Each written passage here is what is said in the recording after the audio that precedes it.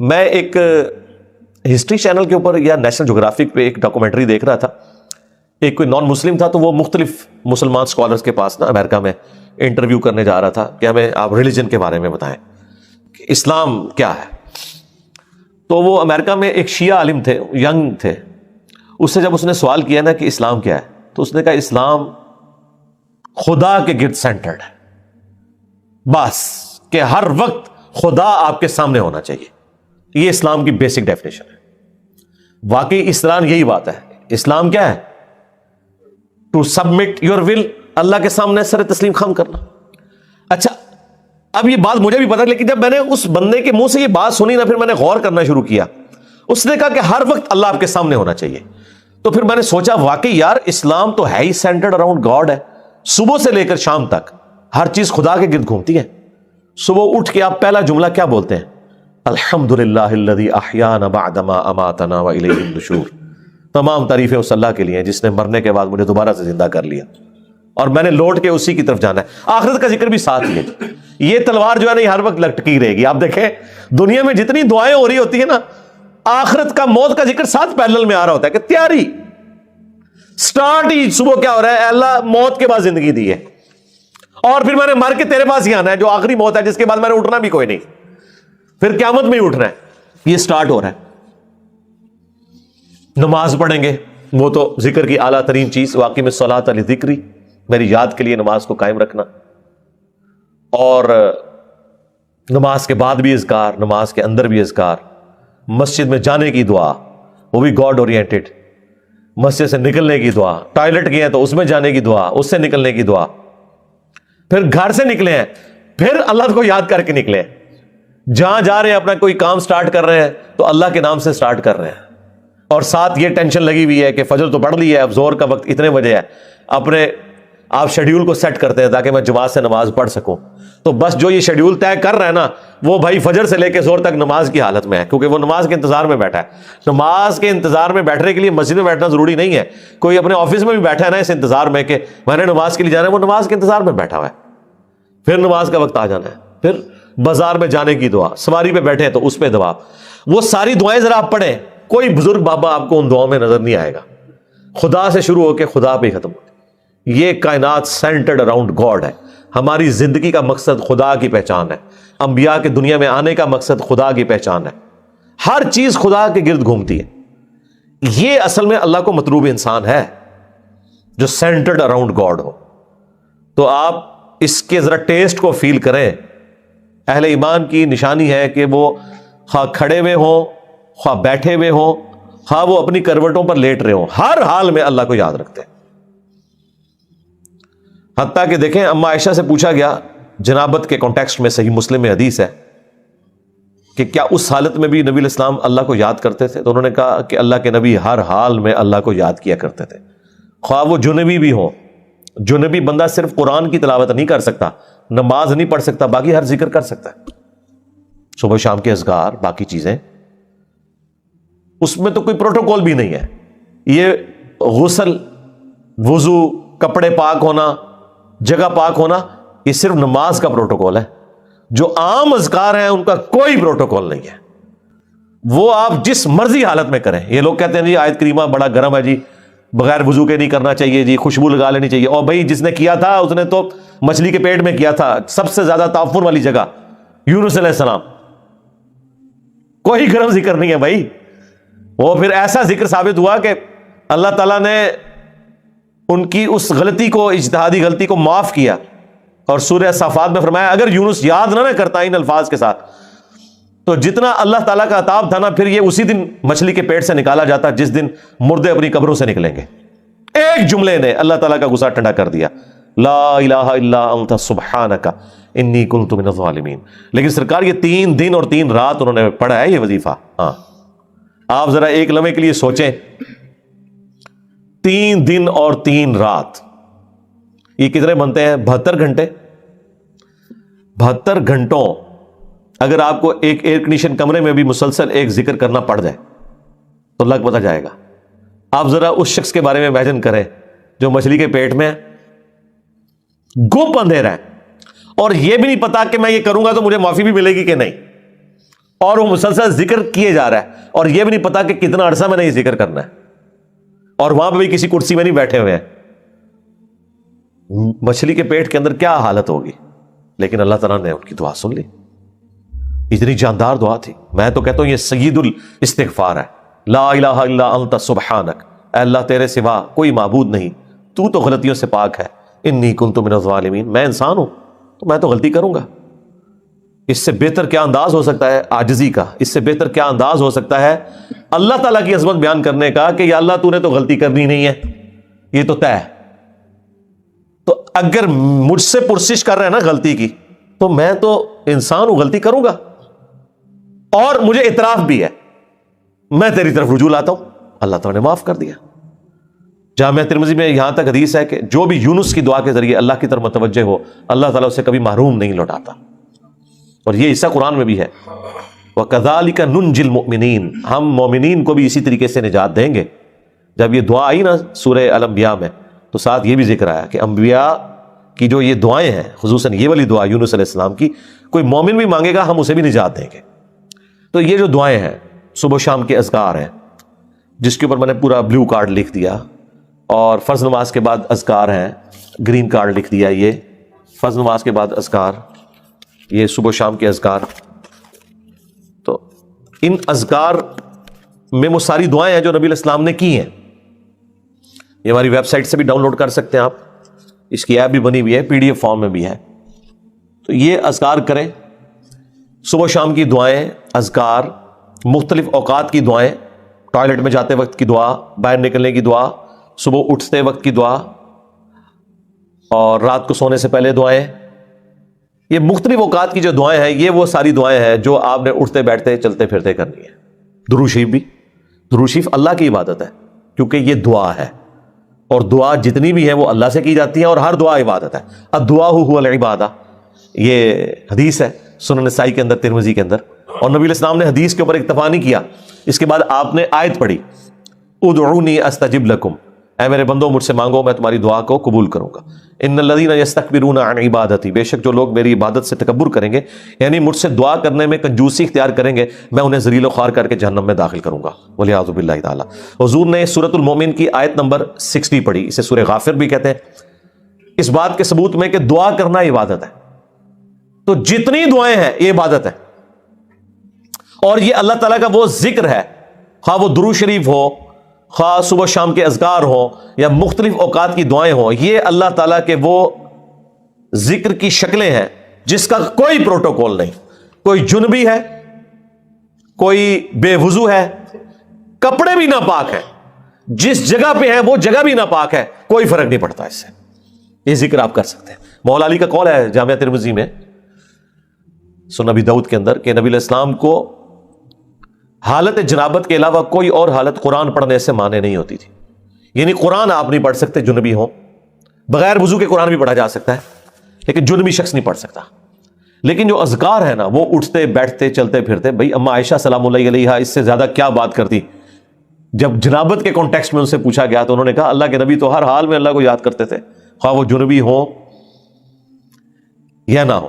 اور غسل جنابت فوراً کرنا کوئی ضروری بھی نہیں ہوتا, اللہ تعالیٰ نے چھوٹ دی ہوئی ہے, بس نماز قضا نہ ہو. نبی علیہ السلام کبھی غسل جنابت رات کو کر لیتے تھے اور کبھی آخری پہر اٹھ کے کرتے تھے. تو غسل جنابت ڈیلے بھی کوئی شخص کر سکتا ہے.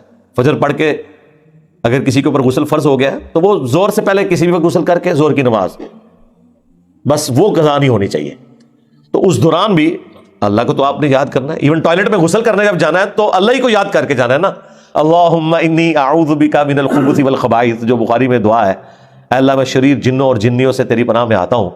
یہ دعا جو آپ مانگ کے ٹوائلٹ میں جاتے ہیں تو جنبی شخص نے بھی یہی دعا مانگ کے جانی ہے نا. باقی بھی جو مختلف اذکار ہیں وہ آپ نے لازمی کرنے ہیں, اس میں کوئی سستی والا پہلو نہیں ہونا چاہیے. ہاں قرآن پاک سے متعلق جو چیزیں وہ آپ نہ کریں.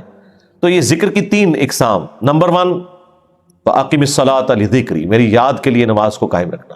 اور جتنے بھی فرائض ہیں, خواہ وہ حج کی شکل میں ہو, زکوٰۃ کی شکل میں ہو, رمضان کے روزے ہوں, وہ سب کے سب اللہ کا ذکر ہے.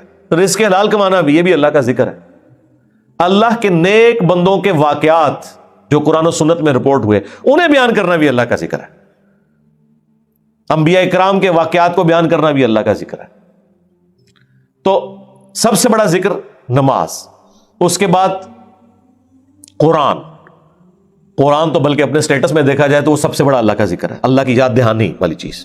لہذا قرآن کی تلاوت، قرآن کے احکامات کی پیروی کرنا، یہ سب کچھ اللہ کا ذکر ہے. اور تیسرے نمبر کے اوپر صبح و شام کے اذکار، مختلف اوقات کی دعائیں، درود شریف، یہ بھی اللہ تعالیٰ کا ذکر ہے. تو یہ تین ہی اقسام ہے ذکر کی جن کے اوپر ہمیشگی انسان کو کرنی چاہیے. اور کچھ چیزیں تو اللہ تعالیٰ نے فرض کے طور پہ کر دی ہیں، جیسے نماز ہے اور باقی فرائض ہیں، اس کے بغیر آپ کا چھٹکارا نہیں ہے.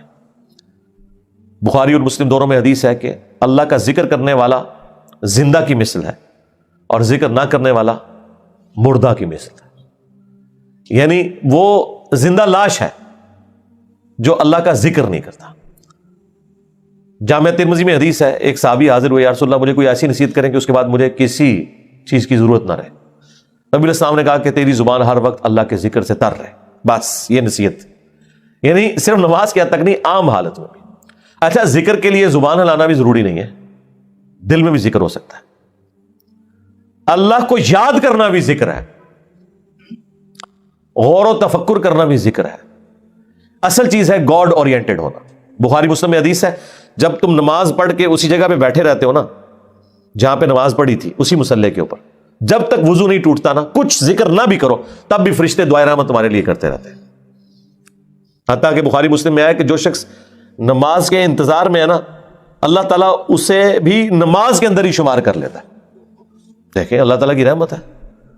یعنی یہ تو ایک نہ ختم ہونے والا سلسلہ ہے. بخاری مسلم دونوں میں حدیث ہے، میں اپنے بندے کے گمان کے قریب ہوں جیسا کہ میرے بارے میں گمان کرے. جب وہ مجھے دل میں یاد کرتا ہے میں اسے دل میں یاد کرتا ہوں.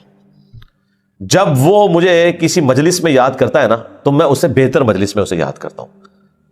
جب وہ میری طرف ایک بالش بڑھتا ہے میں اس کی طرف ایک ہاتھ بڑھتا ہوں. جب وہ میری طرف چل کے آتا ہے میں اس کی طرف دوڑ کر آتا ہوں.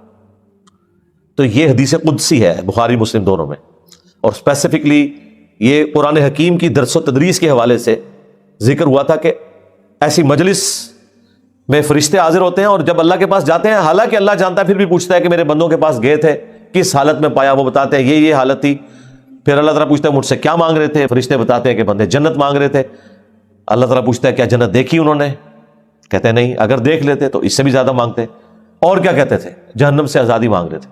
کیا جہنم دیکھی میرے بندوں نے؟ نہیں. اگر دیکھ لیتے اس سے بھی زیادہ اشد و مت سے مانگتے. اللہ تعالیٰ فرماتا ہے تم گواہ ہو جو میں نے سب کو معاف کر دیا. اچھا، وہ فرشتے کہتے ہیں یا اللہ ایک بندہ ایسا تھا جو ویسے ہی وہاں پہ آ گیا تھا، اس کی نیت نہیں تھی لیکن وہ ان کی مجلس میں بیٹھا تھا. اللہ تعالیٰ فرماتا ہے کہ یہ لوگ ہی ایسے ہیں کہ جو ان کی مجلس میں بھی بیٹھ جائے نا ان کو بھی میں نے بخش دیا. وہ جو کہہ رہے ہوتے ہیں نا غوث پاک کے درس میں بھی اگر کوئی بیٹھ گیا، کہانیوں میں نہیں میرے بھائی، درس قرآن میں، وہ چاہے غوث پاک دے رہے ہو یا کوئی انجینئر پاک دے رہے ہو یا کوئی ڈاکٹر پاک دے رہے ہو، اگر اخلاص کے ساتھ کوئی اللہ کا ذکر کر رہا ہے، خالص توحید بتا رہا ہے، قرآن و سنت کی تعلیمات بتا رہا ہے، اس کی مجلس میں بیٹھنے والے کے لیے جنت کا راستہ آسان ہو جائے گا. وہ تو حدیث ہے صحیح مسلم کے اندر کہ جو علم کے راستے پہ چلتا ہے اللہ تعالیٰ جنت کا راستہ اس کے لیے آسان کر دیتا ہے. یہ تو بالکل اسٹیبلش چیز ہے. تو یہ ذکر ایسا معاملہ ہے کہ کوئی دل میں بھی یاد کرتا ہے نا، اللہ اس کو پھر دل میں یاد کرتا ہے. فَاذْكُرُونِي أَذْكُرْكُمْ، یہ تو قرآن میں سورۃ البقرہ میں ہے، اے میرے بندے مجھے یاد کر میں تیرا ذکر کروں گا اور اس سے بہتر مجلس میں کروں گا، فرشتوں کی مجلس میں کروں گا. اور انسان کی کتنی خوش نصیبی ہے کہ انسان اللہ کو یاد کرے، اللہ تعالیٰ اس کے رسپانس میں اسے یاد کرتا ہے. انسان کا اللہ کو یاد کرنا یہ چھوٹی چیز ہے، اللہ کا اپنے بندے کو یاد کرنا یہ بڑی چیز ہے. ہاں، سنن ابن ماجہ میں حدیث ہے اور یہ تعلیقاً امام بخاری بھی حدیث لے کے آئے ایک چیپٹر کی ہیڈنگ میں. اور یہ اتنی رکت انگیز حدیث ہے کہ اس حدیث کو میں نے اپنے اذکار کارڈ میں بھی شامل کیا ہے کہ میں اپنے بندے کے ساتھ ہوتا ہوں اس وقت جب وہ میرا ذکر کر رہا ہوتا ہے اور اس کے ہونٹ میرے ذکر کی وجہ سے ہل رہے ہوتے ہیں. زبان سے ذکر کرنا یہ سب سے افضل ذکر ہے کیونکہ اس میں آپ کی زبان، اعضاء، دل، دماغ سب کچھ شامل ہو جاتا ہے. دل میں بھی ذکر کرنے کا ثواب ہے لیکن زبان سے کرنا افضل ہے. اسی لیے آپ دیکھیں جو آبلیگیٹری چیزیں ہیں وہ اللہ تعالیٰ نے زبان کے ساتھ جوڑ دی ہیں. یعنی نماز آپ دل میں نہیں پڑھ سکتے، زبان سے پڑھنی ہے، اور کم از کم اتنی آواز سے کہ وہ خود آپ محسوس کر رہے ہو. محسوس سے مراد یہ نہیں ہے کہ 10 نمازی ادھر تک سن رہے ہیں، نہیں، محسوس سے مراد ہے کہ آپ کو فیل ہو رہا ہے کہ آپ وہ اپنی زبان سے پڑھ رہے ہیں. اس طریقے سے جانور قربان کرنا ہے تو تکبیر اتنی آواز سے کہنی ہے کہ آپ کے کان خود سن رہے ہو. جو obligatory چیزیں ہیں وہ اللہ تعالیٰ نے زبان کے ساتھ جوڑی ہوئی ہیں. زبان کا ذکر بہرحال دل کے ذکر سے افضل ہے. باقی ریاکاری والا جو ایشو ہے وہ ہر شخص کا ایک پرسنل معاملہ ہے, کسی کے اوپر ہم فتویٰ نہیں لگاتے.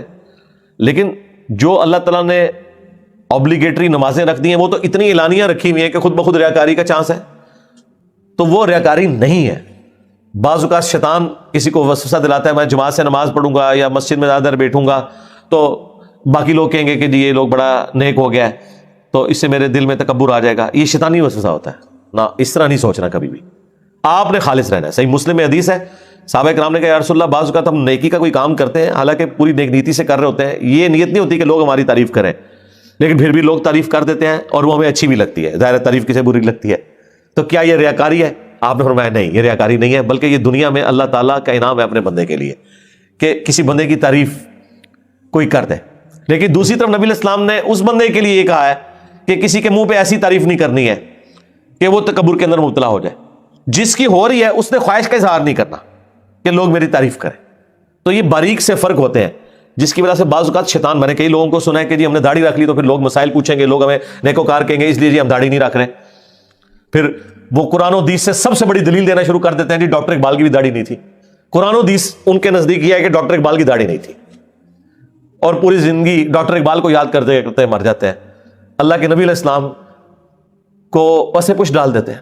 کئی لوگ ہیں وہ کہتے ہیں کہ جی وہ جی ہاں نبی علیہ السلام خواب میں زیارت کروا کے خود منو ایک بار بھی کہہ دینا میں داڑھی رکھ لینی ہے, تو میں ان کو کہتا ہوں وہ 1400 سال پہلے کہہ کے گئے بھائی. اور اس سے بھی بڑھ کر اللہ قرآن میں کہہ گیا سورہ النساء کی آیت نمبر 119 کہ یہ شیطان کا راستہ ہے, کہ شیطان کہے گا, اس نے یہ وعدہ کیا تھا اپنے رب کے ساتھ وَلَآمُرَنَّهُمْ فَلَيُغَيِّرُنَّ خَلْقَ اللَّهِ, اے اللہ میں تیری مخلوق کو ابھاروں گا کہ وہ تیری بنائی ہوئی تخلیق کو بدل دیں گے. تو یہ تخلیق اللہ نے دی تھی مرد کے لیے. اتنی داڑھی رکھنا کہ جسے عرف عام میں داڑھی کہا جائے یہ مرد کے لیے obligatory ہے. تو ہر بندے نے کوئی نہ کوئی اپنے لیے لیم ایکسکیوز رکھا ہوا ہوتا ہے. تو میں ان کو بھی کہتا ہوں بھائی 1400 سال پہلے حکم ہو چکا ہے بھائی, اب کس حکم کا آپ انتظار کر رہے ہیں. تو بعض اوقات شیطان یہ بھی وسوسہ دلاتا ہے کہ جی اگر میں جماعت سے نماز پڑھوں گا تو لوگ کہیں گے یہ بڑا نیکوکار ہے لہٰذا میں گھر میں ہی پڑھ لیتا ہوں. نہیں بھائی, جو فرض چیزیں ہیں وہ آپ نے حکم پہ عمل کرنا ہے, اپنی عقل کو اس میں دخل نہیں دینی. اب داڑھی بھی سامنے نظر آ رہی ہے, داڑھی تو ذرا چہرے پہ رکھی جائے گی نا, پیٹ میں تو صرف بزرگوں کی داڑیاں ہوتی ہیں, ہاں بابوں کی, اور جو کتابوں کے ماننے والے ہیں ان کی داڑھی تو باہر ہوتی ہے, وہ تو سامنے رکھنی ہوگی. اسی طریقے سے نماز بھی لوگوں کے سامنے ہی پڑھنی پڑے گی جماعت سے. یہ تو ہو ہی نہیں سکتا کہ آپ کہیں کہ میں نے جماعت سے نماز نہیں پڑھنی ہے, گنہگار ہوں گے. یہ مرد کے لیے میں کہہ رہا ہوں, عورت تو ظاہر ہے اس کے لیے تو حکم ڈفرینٹ ہے. تو یہ چیزیں اللہ تعالیٰ نے اپنی یاد کے لیے, دیکھیں کتنے الارمز فٹ کیے ہوئے ہیں, ہمیں کتنے سگنل پورے دن میں ملتے ہیں. انسان اللہ تعالیٰ سے اپنے آپ کو بے نیاز کر ہی نہیں سکتا.